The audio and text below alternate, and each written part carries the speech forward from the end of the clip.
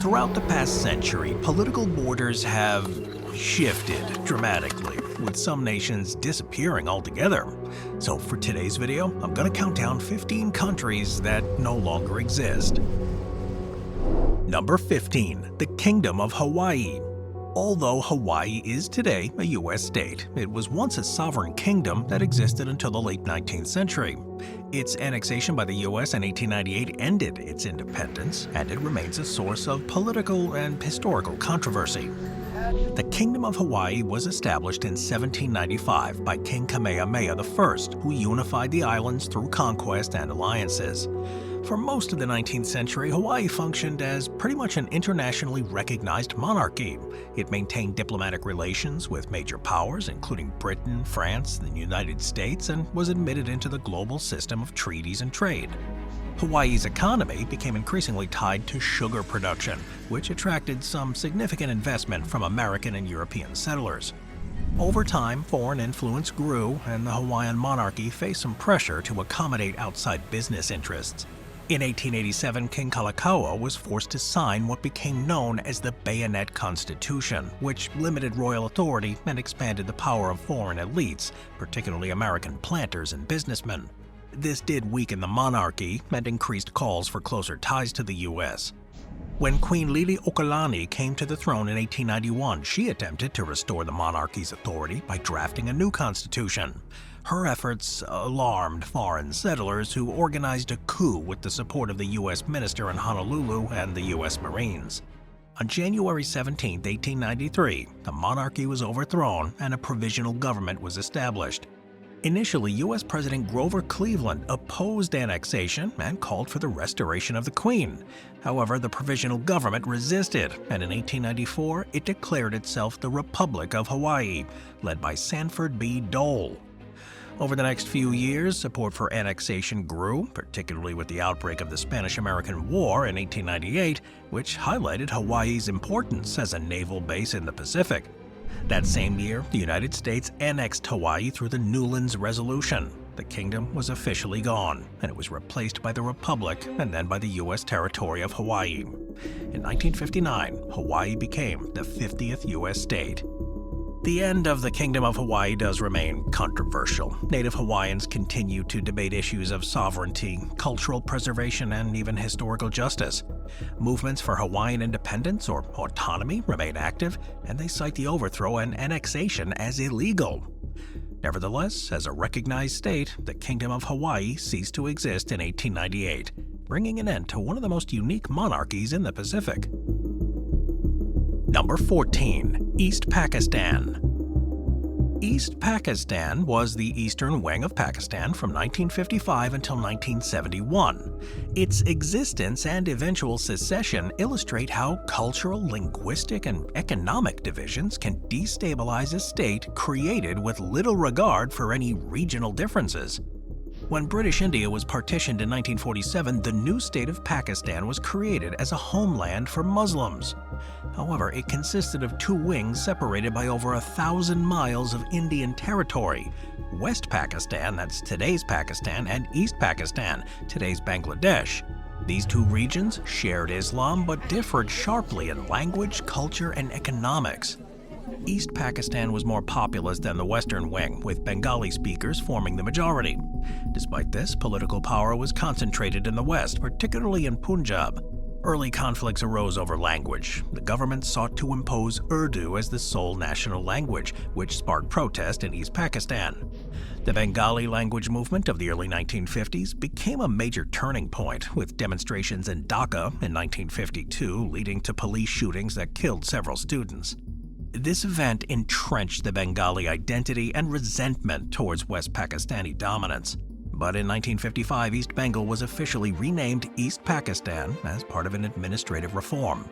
The central government continued to sideline the region, allocating fewer resources and investments despite its large population. East Pakistan also provided most of the country's export earnings through jute production, yet development remained concentrated in the West.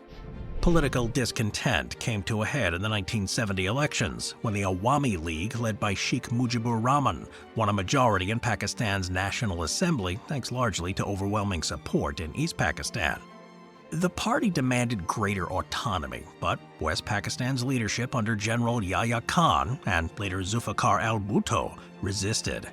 In March 1971, tensions erupted into violence. The Pakistani military launched Operation Searchlight in Dhaka and other cities, which was a brutal crackdown on political activists, students, and civilians. This triggered a full-scale war of independence in East Pakistan. Millions of refugees fled to India, and widespread atrocities were reported. India eventually intervened militarily in December of 1971, defeating Pakistani forces in just 2 weeks.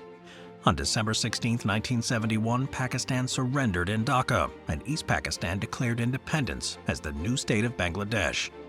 The war cost hundreds of thousands of lives, with estimates varying widely, and it left deep scars in this region. Its short existence highlighted the difficulties of maintaining unity across regions divided by culture and language. While Pakistan continued as a state in the West, the Eastern Wing's departure permanently reshaped South Asia. Bangladesh emerged from the conflict as a sovereign nation, while Pakistan faced a crisis of identity and legitimacy. Number 13. Austria-Hungary.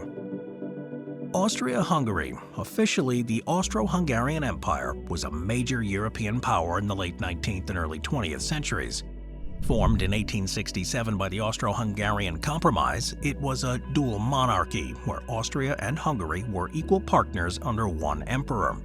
The arrangement was created after Austria's defeat by Prussia in 1866. It weakened its influence in German affairs and forced it to find a new balance with its Hungarian territories. The empire was big and diverse. It covered much of Central and Eastern Europe, and at its height it included modern-day Austria, Hungary, the Czech Republic, Slovakia, Slovenia, Bosnia and Herzegovina, Croatia, and large parts of Poland, Romania, Ukraine, and Italy. Its population was equally diverse, composed of Germans, Hungarians, Czechs, Slovaks, Croats, Serbs, Romanians, Poles, Ukrainians, Slovenes, Italians, and Jews, among others. That diversity was a strength and a weakness. On one hand, the empire contained rich cultural traditions, busy cities like Vienna and Budapest, and a strong industrial base in places like Bohemia. On the other hand, it struggled with nationalist tensions. Many ethnic groups wanted greater autonomy or independence, and balancing those demands often proved impossible. Politically, Austria-Hungary was ruled by Emperor Franz Joseph I, who reigned from 1848 until his death in 1916. The empire maintained separate parliaments and governments for Austria and Hungary, but shared ministries for foreign affairs, defense, and finance. This unusual structure allowed both sides some independence, but it also created inefficiencies. Economically, it was industrializing, though unevenly. Western regions like Bohemia and Austria were highly developed, while parts of Hungary and the Balkans remained more agrarian. The empire built extensive railway networks and they developed a significant steel industry, but social inequality was widespread. The downfall of Austria-Hungary came with World War I. In 1914, the assassination of Archduke Franz Ferdinand, heir to the throne, in Sarajevo triggered the war. The empire, aligned with Germany, fought against Russia, Italy, and later the United States and other allied powers. Military defeats, economic hardship, and internal unrest all weakened the state rapidly. As the war dragged on, nationalist movements within the empire grew stronger. Czechs, Slovaks, and South Slavs declared independence, while the Hungarians pushed for separation from Austria. By late 1918, as defeat in the war became certain, the empire began collapsing. Emperor Karl I, who had succeeded Franz Joseph, attempted reforms but couldn't save the state. Austria-Hungary officially dissolved at the end of World War I. The Treaty of Saint-Germain in 1919 and the Treaty of Trianon in 1920 dismantled its territory. Austria and Hungary became separate states, while new countries like Czechoslovakia and the Kingdom of Serbs, Croats, and Slovenes, which was later Yugoslavia, emerged. Other lands were absorbed into Romania, Poland, and Italy. The disappearance of Austria-Hungary reshaped the map of Europe, and it set the stage for future conflicts. Borders were redrawn, minority populations found themselves in new states, and unresolved tensions continued to influence the region for decades. Though it ceased to exist in 1918, its cultural legacy remains visible today in cities like Vienna, Prague, and Budapest, which were once central to this powerful but fragile empire. Number 12. East Germany. East Germany, officially known as the German Democratic Republic, the GDR, was a state that existed from 1949 to 1990 in the eastern portion of what had once been a unified Germany. Its creation was a direct outcome of World War II and the onset of the Cold War. Following Germany's defeat in 1945, the Allied powers divided the country into 4 occupation zones: American, British, French, and Soviet. While the 3 Western powers gradually merged their zones into what became the Federal Republic of Germany, which is West Germany, in May of 1949, the Soviet-controlled zone declared itself the GDR in October of the same year. Berlin itself, though geographically within the Soviet zone, was also divided into 4 sectors, a situation that became one of the most visible symbols of Cold War rivalry. The GDR established itself as a socialist state aligned closely with the Soviet Union, with the Socialist Unity Party, the SED, maintaining one-party rule. It built its legitimacy on anti-fascist rhetoric and on portraying itself as the true German state, resisting Western capitalism. The East German government nationalized industries, collectivized agriculture, and it attempted to create a planned economy. While the GDR achieved relative industrial productivity and became a significant economy within the Eastern Bloc, it lagged behind Western Germany in terms of consumer goods, living standards, and political freedoms. The most famous feature of East Germany was the Berlin Wall. It was constructed in 1961 to stop mass emigration. Between 1949 and 61, nearly 3 million East Germans had fled to the West, threatening the state's survival.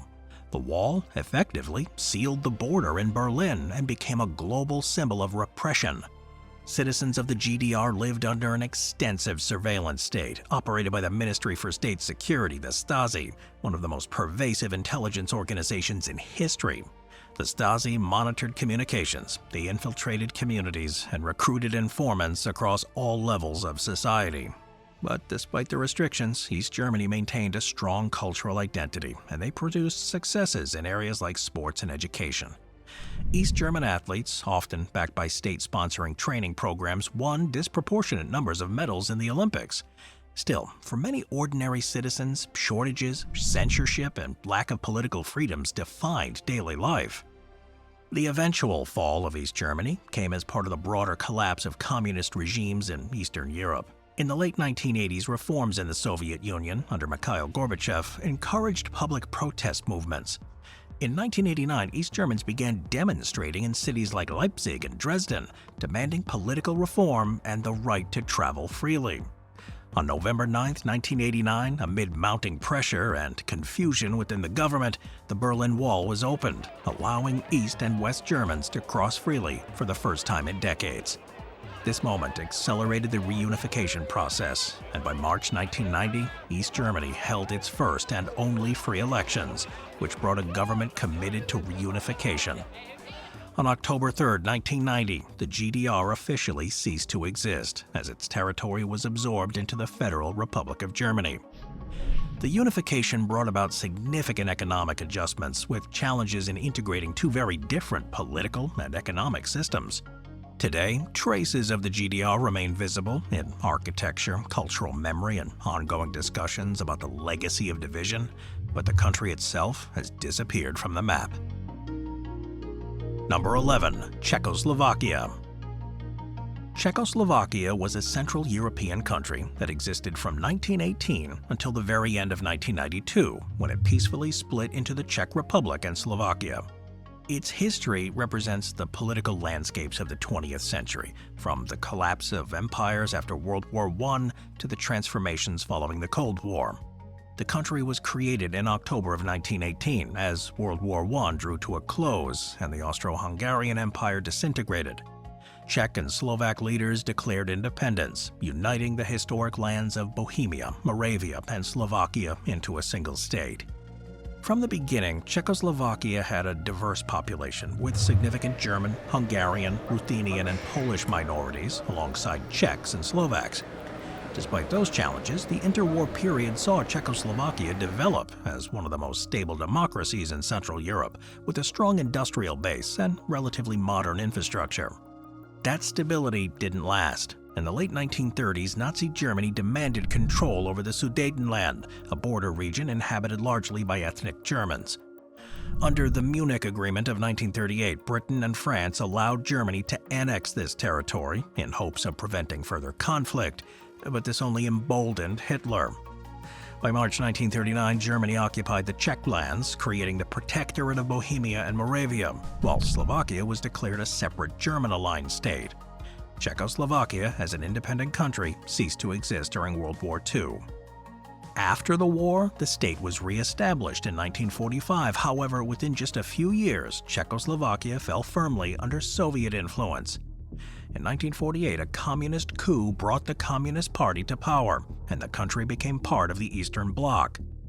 This era was marked by centralized planning, political repression, and heavy reliance on Moscow. At the same time, Czechoslovakia's industrial base made it one of the stronger economies in the region. One notable event in its communist period was the Prague Spring of 1968.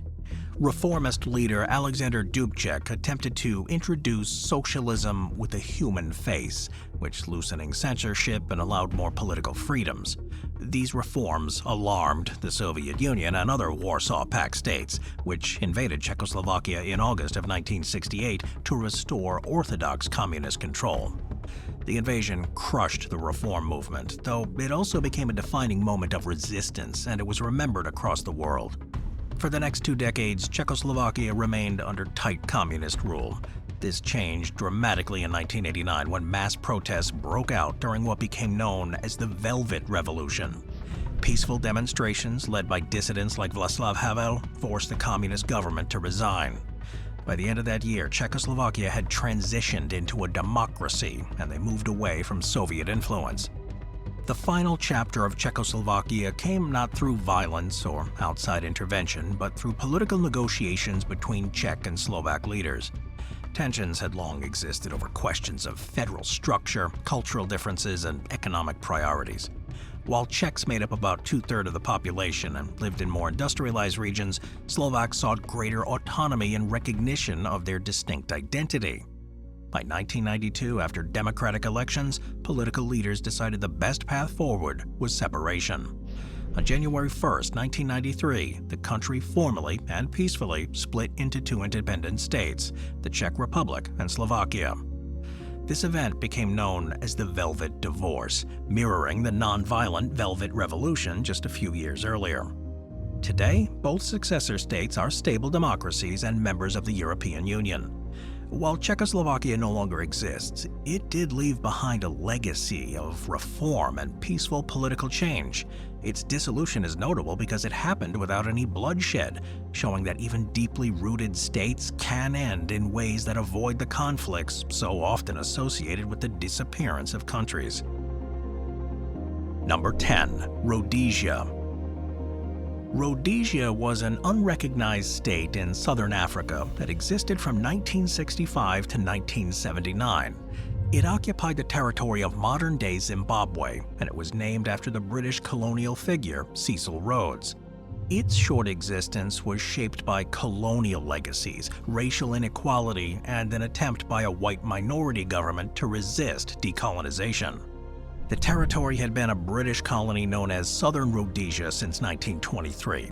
Unlike most other African colonies, Southern Rhodesia developed a large settler population of Europeans who maintained political dominance over the African majority. After World War II, demands for decolonization spread across Africa, and Britain began granting independence to its colonies.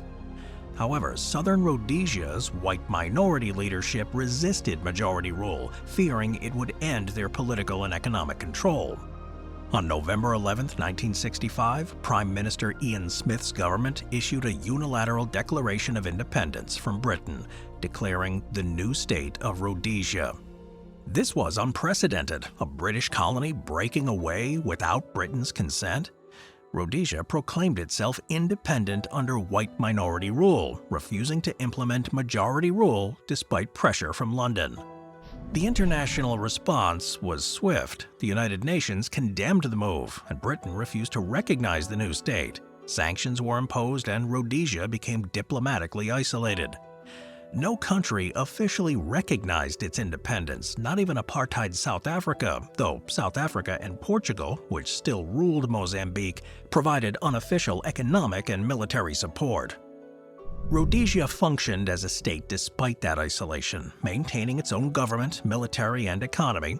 Its capital was Salisbury, now Harare, and it issued its own currency and passports. However, its legitimacy was always undermined by its lack of recognition and by the fact that political power was restricted to a small white minority ruling over a majority African population.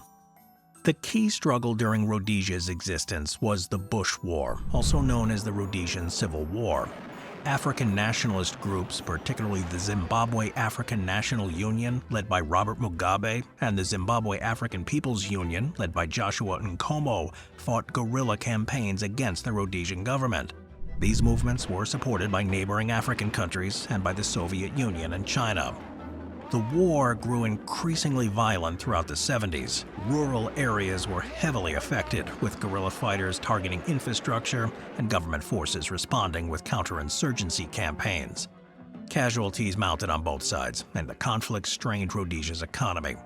At the same time, sanctions limited its ability to trade, though it managed to circumvent some restrictions through South Africa and other sympathetic partners. By the late 1970s, it became clear that Rhodesia could not sustain its position. Pressure from the international community and the worsening war forced negotiations. In 1979, the Rhodesian government attempted an internal settlement, holding elections that brought moderate African leaders into power. This resulted in the creation of Zimbabwe Rhodesia, but it failed to gain recognition or end the conflict. Later that year, new negotiations in London led to the Lancaster House Agreement. This deal restored temporary British control over the territory until internationally recognized elections could be held. In 1980, those elections brought Robert Mugabe to power, and the country was renamed Zimbabwe. Rhodesia officially disappeared from the map. The legacy of Rhodesia remains controversial. For many Africans, it represented a defiant but illegitimate system of minority rule that denied democratic rights to the majority of the population. For some former white settlers, it's remembered as an attempt to preserve a way of life, though built on exclusion and inequality. What is certain is that Rhodesia was one of the last attempts by a colonial settler elite to resist the tide of decolonization in Africa, and its fall marked the end of an era. Number 9. The Federation of Malaya. The Federation of Malaya was a short-lived country in Southeast Asia that existed from 1948 until 1963. It represented an important step in the region's path from British colonial rule to the creation of the modern state of Malaysia. The roots of the Federation lie in British colonial policies in the aftermath of World War II. During the war, Malaya had been occupied by Japan, and when the British returned in 1945, they introduced the Malayan Union in 1946. The union was meant to simplify administration by uniting the Malay states with Penang and Malacca under a single structure. However, it faced strong opposition from the Malay population, particularly because it reduced the powers of the traditional rulers, the sultans, and it granted generous citizenship rights to non-Malays, particularly the large Chinese and Indian communities. Due to that resistance, the British replaced the Union with the Federation of Malaya in 1948. The Federation restored the authority of the sultans while establishing a federal government with limited shared powers. Citizenship was more restricted than under the Union, which did appease many Malays but frustrated other communities. The Federation also coincided with a major period of instability, the Malayan Emergency, that was 1948 to 1960. This was a guerrilla conflict fought between British Commonwealth forces and the Malayan National Liberation Army, the armed wing of the Malayan Communist Party. The insurgents, largely drawn from the Chinese community, sought to establish a communist state. The conflict involved guerrilla warfare in the jungles, counterinsurgency campaigns, and the controversial New Villages program, where hundreds of thousands of people were resettled to cut off support for the rebels. Ultimately, the insurgency was defeated, but it shaped the political and security environment of the Federation's early years. Despite the challenges, though, the Federation made progress towards independence. In 1955, the first federal elections were held, leading to the rise of the Alliance Party, a coalition of Malay, Chinese, and Indian political groups. Under the leadership of Tunku Abdul Rahman, the Federation negotiated with Britain for self-rule. On August 31, 1957, the Federation of Malaya gained full independence, becoming a sovereign state recognized by the international community.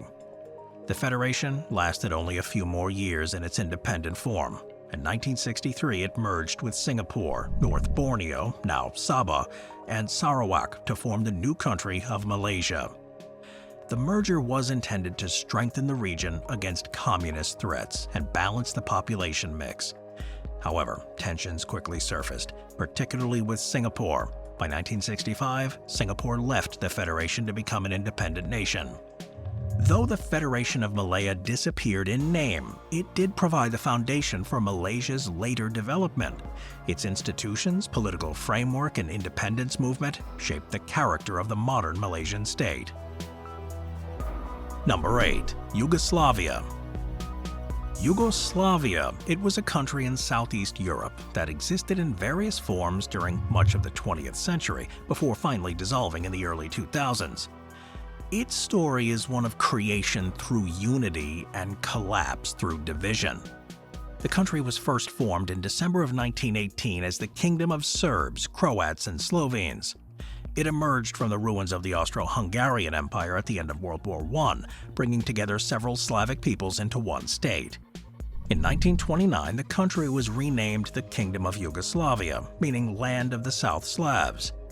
Despite the ideal of unity, the kingdom was marked by internal divisions among the various ethnic groups, including the Serbs, Croats, Slovenes, Bosniaks, Macedonians, and Montenegrins. During World War II, Yugoslavia was invaded and dismembered by Axis powers. Nazi Germany and Fascist Italy carved out territories, while collaborators and resistance movements fought for control. A communist-led resistance under Josip Broz Tito eventually emerged victorious, and after the war, the monarchy was abolished. In 1945, Yugoslavia became the Socialist Federal Republic of Yugoslavia, a federation of 6 republics: Bosnia and Herzegovina, Croatia, Macedonia, Montenegro, Serbia, and Slovenia. Under Tito's leadership, Yugoslavia maintained independence from the Soviet Union, even after breaking with Stalin in 1948. It became a unique socialist state that balanced between East and West, playing a prominent role in the non-aligned movement. Tito's regime suppressed nationalist movements, promoted a Yugoslav identity, and pursued policies of economic decentralization. For decades, Yugoslavia was seen as one of the more successful socialist countries. Its citizens enjoyed relative freedom to travel abroad, its economy was more open than in most Eastern Bloc states, and it avoided Soviet domination. However, beneath the surface, ethnic and political tensions remained. After Tito's death in 1980, these divisions deepened. Economic decline, high debt, and rising unemployment fueled discontent. National leaders gained influence in the republics, and the federal government lost its ability to hold the country together. By the late 1980s and early 90s, movements for independence were gathering momentum. The dissolution of Yugoslavia was violent and it was tragic. Slovenia and Croatia declared independence in 1991, followed by Macedonia. Bosnia and Herzegovina's declaration in 1992 triggered one of the most devastating conflicts in post-war Europe, as war broke out among Bosniaks, Croats, and Serbs. Ethnic violence, sieges, and atrocities marked this period, most infamously the Srebrenica massacre of 1995. What remained of Yugoslavia became the Federal Republic of Yugoslavia, consisting of only Serbia and Montenegro. In 2003, this was reconstituted as the State Union of Serbia and Montenegro. Finally, in 2006, Montenegro voted for independence, and the last formal link to the name Yugoslavia ended. Today, the territory that once made up Yugoslavia is divided among 7 independent countries: Bosnia and Herzegovina, Croatia, Kosovo, recognized by many but not all states, Montenegro, North Macedonia, Serbia, and Slovenia. The legacy of Yugoslavia is complex. For some, it's remembered as a time of relative stability and multicultural coexistence. Yet for others, it represents a state that suppressed national identity and ultimately collapsed in bloodshed. Regardless, it no longer exists as a single country. Moving on to number 7, the United Arab Republic. The United Arab Republic, the UAR, was a political union between Egypt and Syria that lasted from 1958 to 1961. It was born out of the wave of Arab nationalism that swept the Middle East in the mid-20th century and was seen as an experiment in pan-Arab unity. Though short-lived, it symbolized the hopes and difficulties of creating a single Arab state across diverse societies. The idea of Arab unity gained momentum after World War II as newly independent Arab states sought to assert themselves on the global stage. In Egypt, President Gamal Abdel Nasser became the leading advocate of Arab nationalism. His vision went beyond borders, seeking to unite Arab peoples into a single political entity, capable of standing against Western influence and Israel. Syria, meanwhile, was struggling with internal instability. Its political system was fragmented, and the military had grown increasingly influential. Leftist and nationalist officers, fearing a communist takeover and eager to align with Nasser's popular pan-Arabism, proposed a union with Egypt. Nasser agreed, and in February 1958 the two countries formally merged into the United Arab Republic. However, the UAR faced serious challenges almost immediately. The balance of power between Egypt and Syria was uneven. Egypt, much larger in population and resources, dominated the union, leaving Syrians feeling marginalized. Egyptian officials controlled key ministries, and Cairo set economic and political policies. Syrian politicians and officers began to resent what they saw as Egyptian overreach. Economically, though, Nasser's socialist-style reforms included land redistribution and nationalizations that created further tension. While these policies had support in Egypt, they disrupted Syria's private sector and alienated the business class. Politically, Nasser banned parties and concentrated power, eroding the Syrian pluralism and fueling opposition. By 1961, dissatisfaction in Syria reached a breaking point. On September 28, Syrian military officers staged a coup and declared Syria's withdrawal from the Union. Egyptian forces didn't intervene, and the UAR effectively collapsed. Egypt continued to use the name United Arab Republic until 1971, but in practice, the experiment was over. It lasted just 3 years, yet its creation and dissolution carried lasting consequences. While the dream of Arab unity persisted in rhetoric, no similar union has since succeeded. The United Arab Republic is a symbol of both aspirations and limits of pan-Arabism. Number 6. Biafra. Biafra was a secessionist state in West Africa that existed from 1967 to 1970, covering the southeastern region of Nigeria. Its creation and its destruction were tied to ethnic tension, political instability, and one of the deadliest conflicts in modern African history, the Nigerian Civil War. Nigeria gained independence from Britain in 1960 as a federation of diverse ethnic and regional groups. The three largest were the Hausa Fulani in the north, the Yoruba in the west, and the Igbo in the east. Political competition among these groups, combined with corruption and uneven development, created a lot of instability. Coups and counter-coups in 1966 worsened the tension, and violence erupted, particularly targeting Igbo people living in northern Nigeria. Thousands were killed and many fled back to the east. In this climate, Lieutenant Colonel Ojukwu, the military governor of Nigeria's eastern region, declared independence on May 30, 1967. The new state was called the Republic of Biafra, taking its name from the Bight of Biafra on the Atlantic coast. The move was motivated by a desire to protect the population and escape what was seen as an increasingly hostile Nigerian federation. The Nigerian government under General Yakubu Gowon rejected secession and launched a military campaign to bring Biafra back under control. The Nigerian Civil War, also known as the Biafran War, lasted from 67 to 70, and it was marked by intense fighting, sieges, and widespread suffering. Initially, Biafran forces achieved some success, but they were gradually pushed back. By 1968, Nigerian forces had encircled Biafra, cutting it off from external supplies. Humanitarian organizations like the Red Cross were heavily involved in relief efforts, though access was limited. Internationally, Biafra received little recognition. Only a few countries, including Tanzania, Gabon, Ivory Coast, and Haiti, officially recognized it. Most of the world supported Nigeria's territorial integrity, though Biafra received some covert assistance in weapons and supplies. By early 1970, Biafra was militarily exhausted. On January 15, 1970, its leaders surrendered, and the territory was reintegrated into Nigeria. The war was estimated to have caused between 1 to 3 million deaths, mostly due to starvation and disease. The end of Biafra's federation. The West Indies Federation. This was a short-lived political union in the Caribbean that existed from 1958 to 1962. It was an attempt to bring together several British colonies in the region into a single independent state, modeled loosely on federations like Canada or Australia. Although it lasted only 4 years, it represented an important chapter in the history of decolonization in the Caribbean.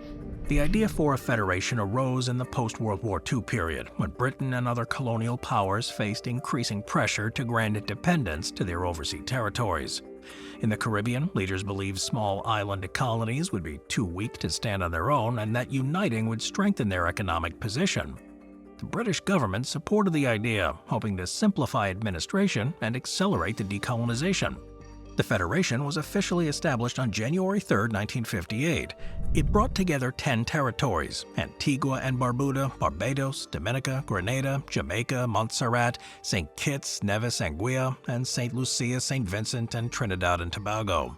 The capital was chosen in Trinidad, though the seat of government operated temporarily from Port of Spain. At its core, the Federation was meant to prepare for independence. However, from the beginning, it faced obstacles. Each territory maintained its own local government and identity, and disagreements arose over the distribution of power. Jamaica and Trinidad and Tobago, the largest and wealthiest members, often clashed with smaller islands over finances and political representation. Economically, the Federation was weak. Trade among the islands was limited, and each territory's economy was largely geared towards exports of sugar, bananas, and other agricultural products to Britain. Politically, leadership was divided. The Federation had a prime minister and a federal parliament, but its powers were limited, with Britain containing control over foreign affairs and defense. Moreover, ambitious leaders in individual islands sometimes prioritized their local political goals over the success of the Federation. The turning point came in 1961, when Jamaica held a referendum on whether to remain in the Federation. The Jamaican public voted to withdraw, citing concerns that the Union offered little economic benefit and fearing it would burden Jamaica with the problems of the smaller islands. In 1962, the Federation was formally dissolved. The member islands went their separate ways, most eventually achieving independence as small sovereign states. Jamaica and Trinidad and Tobago became independent in 1962, while the others followed in the following decades. Number 4. Sikkim. Sikkim was a small Himalayan kingdom that existed as an independent state after the end of British colonial rule in India, but was annexed by India in 1975. Its disappearance as a sovereign country remains one of the most unusual examples of a modern state being absorbed into a larger neighbor in the 20th century. Historically, Sikkim had been a monarchy ruled by the Namgyal dynasty since the 17th century. It was located between India, Nepal, Bhutan, and Tibet. During British colonial period, Sikkim became a protectorate of the British Raj, maintaining internal autonomy but ceding control over its foreign affairs. When India became independent in 1947, Sikkim did not join the new republic. Instead, it chose a special status as an Indian protectorate. Under this arrangement, India handled Sikkim's defense, diplomacy, and communications, while the Chogyal, the king, retained authority over domestic matters.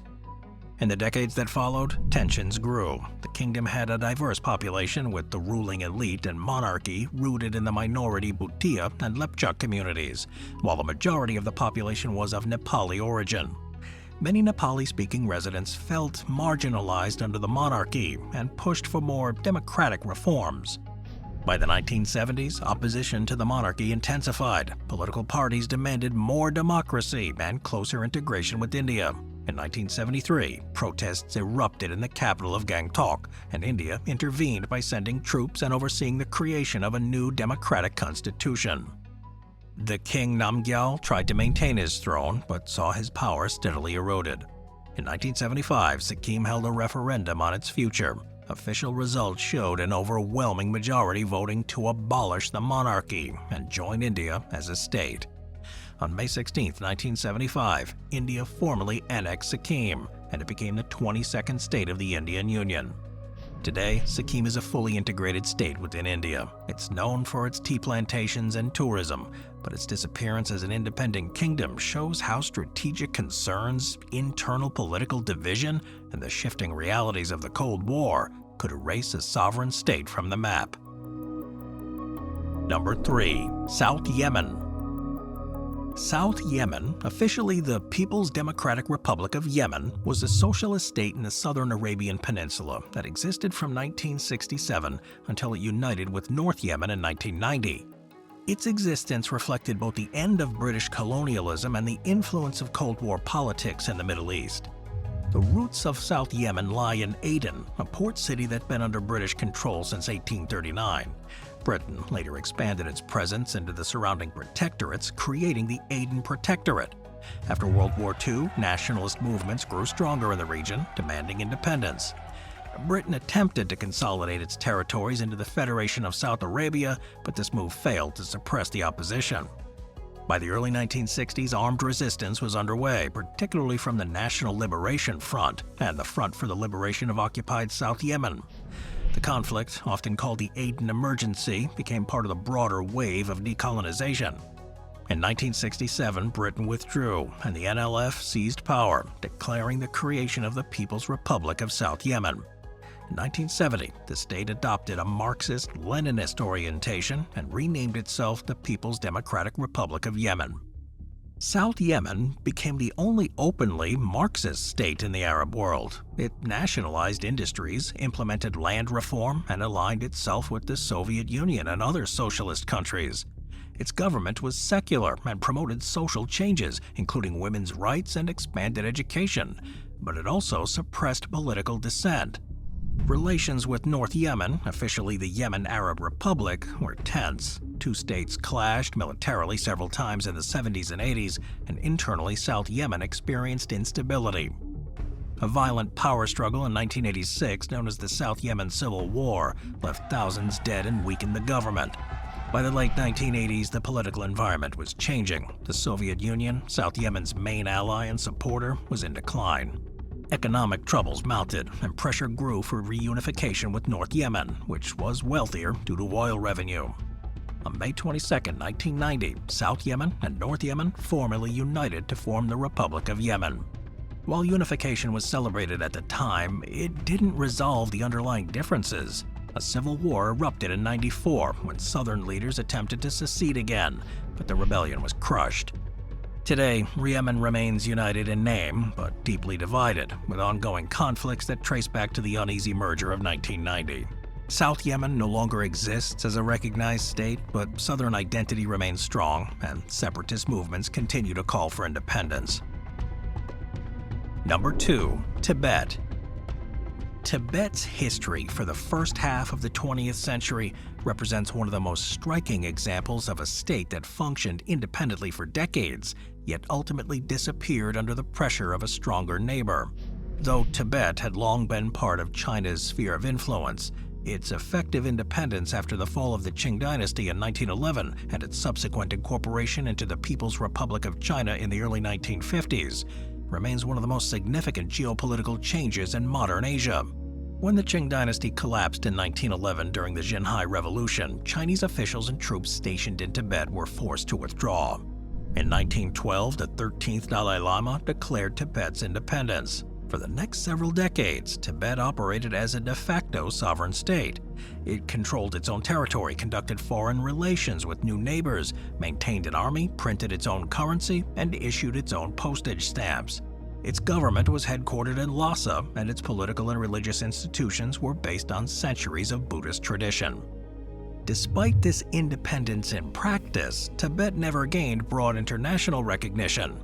Britain, which had invaded Tibet in 1904, continued to acknowledge China's theoretical ownership over Tibet while dealing with Tibet directly for trade and frontier issues. The United States and other major powers didn't formally recognize Tibet as an independent country, and that lack of diplomatic recognition would later play a crucial role in their vulnerability. The government of Tibet during this period was a theocracy led by the Dalai Lama, combining both spiritual and political authority. Tibetan society was hierarchical and deeply influenced by Buddhism, with monasteries playing a central role in their politics, culture, and education. Trade routes connected it to India and China, but much of its economy was based on subsistence farming, herding, and small-scale trade. In the 1910s and 20s, Tibet attempted to consolidate its autonomy. Tibetan forces fought border skirmishes with China and sought to assert control over areas in eastern Tibet.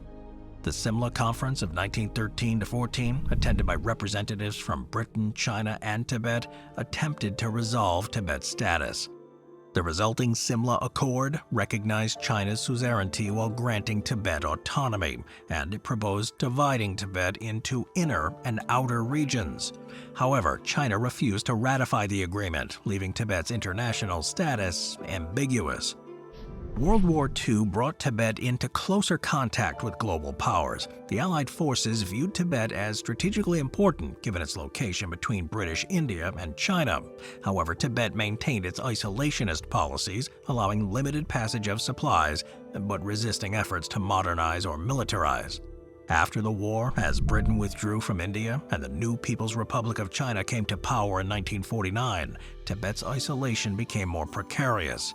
The turning point came in 1949-50. The Communist Party of China, having won the Civil War against the nationalists, declared the founding of the People's Republic of China on October 1, 1949.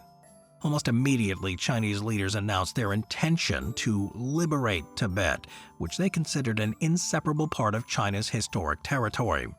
In October of 1950, the PLA, the People's Liberation Army, launched an invasion of eastern Tibet. Tibetan forces, poorly equipped and lacking modern weapons, were quickly defeated. Facing overwhelming force, the Tibetan government realized it could not militarily defend its independence. In May of 1951, Tibetan representatives signed the 17-point agreement in Beijing. This agreement, presented as voluntary, recognized Chinese sovereignty over Tibet, while promising that Tibet would retain autonomy. Initially, the Chinese government sought to reassure Tibetans by working through existing institutions. The Dalai Lama remained in Lhasa. The monasteries continued to function. However, tensions grew. Chinese officials pushed for land reforms and integration, while many Tibetans resisted. Frustrations boiled over in March of 1959 when a massive uprising broke out in Lhasa. Tens of thousands of Tibetans surrounded the Dalai Lama's palace, fearing that Chinese authorities planned to abduct him.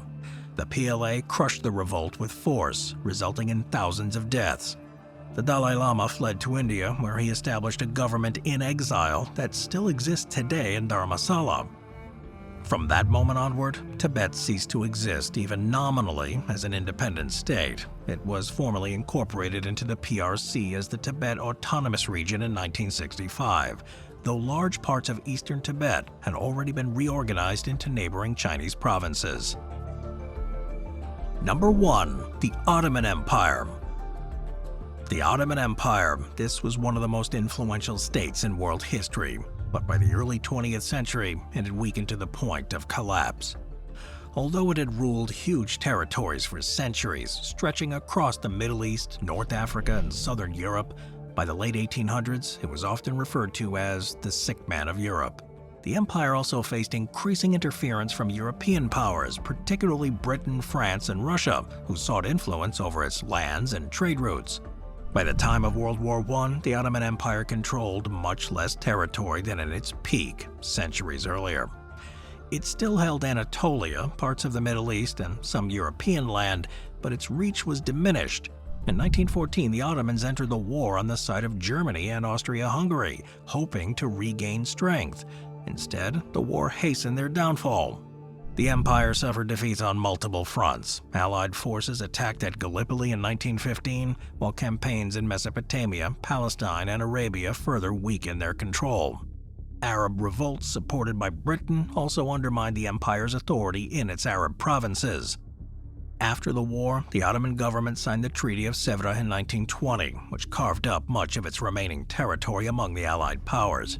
This treaty, however, was never fully implemented due to resistance led by Turkish nationalists under Mustafa Kemal, later known as Ataturk. The nationalists rejected the partition, fought a war of independence, and then established the Republic of Turkey in 1923. Formally, the Ottoman Empire ended in 1922 when the Sultanate was abolished and Sultan Mehmed VI was deposed. The Caliphate, a separate institution, lasted until 1924 when Ataturk also abolished it to secularize the new Turkish state. The empire's disappearance reshaped the modern Middle East. Former Ottoman territories became new nations, many under European mandate systems. Iraq, Syria, Lebanon, Palestine, and Jordan emerged in this period, while part of the Balkans had already become independent decades earlier. Culturally and politically, the legacy of the Ottoman Empire, though, remains strong. Its architecture, cuisine, and traditions left a deep imprint across the regions it once ruled. But as a political entity, the empire ceased to exist just over a century ago. It is one of the most prominent examples of a state that survived for centuries but disappeared in the modern era, replaced by new nations that continue to define global politics today.